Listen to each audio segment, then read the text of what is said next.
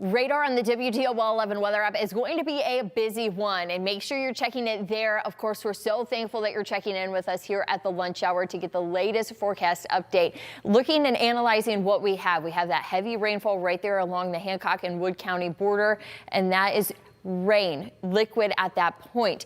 Then the further north you go, you can see through the metro also picking up some of that rainfall, and that's going to extend further east. But we do still have some, well, other colors on here. You can see some pinks, some purples, mainly throughout southeast Michigan and just along northern Williams and Fulton County lines. So we're going to continue to watch there as temperatures are near freezing and monitor to see if we have that freezing rain, ice pellets, and also when we can switch over to simply just that rainfall. But this isn't the only thing that we're tracking just here at home. We still have more as far as that rainfall. This is also going to be working its way in, and why we will be transitioning mainly to rain. It'll just be later this afternoon and into this evening, but also that wintry mix. It has a belt just towards our north, so we will be monitoring southeast Michigan closely as far as that glazing. Before we even head into, though, the next couple of hours, let's continue to get a look at what our roadways are like for folks who are going to be traveling this afternoon. Meteorologist Matt Willoughby, he is in Defender. Matt, where are you and what are you seeing right now? There's just some trees up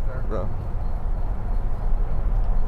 Yeah, so right now we're just past the state line, heading into Michigan, I-75 northbound right now, and we can definitely tell the wind is picking up on I-75 right now. So a lot of those high-profile vehicles could be swaying a little bit as well. But not only that, we're seeing some ice as well just off to the side of us, and a lot of these ponds and creeks are starting to fill up pretty fast as well. And we still got a bit of a rain to go, just as you said, Diane. So as we get closer into Michigan, starting to see a little bit of more ice off on at least the trees on the side of the interstate as well. So yeah, definitely conditions getting a little bit more dicey as you head more into Michigan. We'll send it back to you, Diane.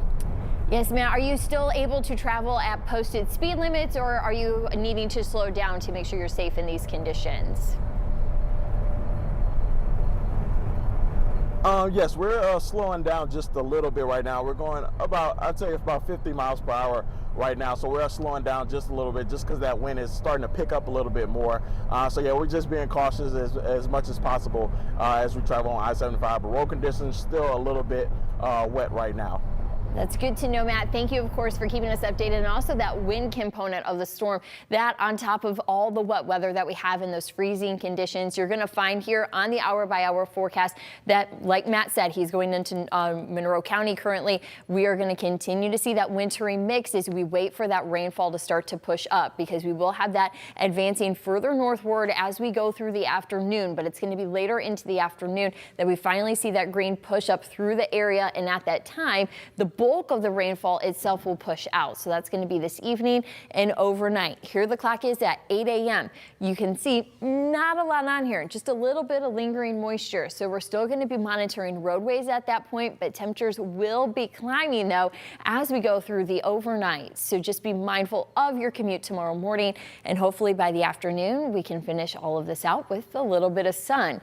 And of course, radar updates, we'll have those always on the WTOL 11 weather app. So if you're in southeast Michigan, be mindful of that mix, the rainfall, but also help us out by using the app. You're able to submit photos on there. So just like Ann, she sent this in this morning from Lipstick. You can see all the icing there on the trees.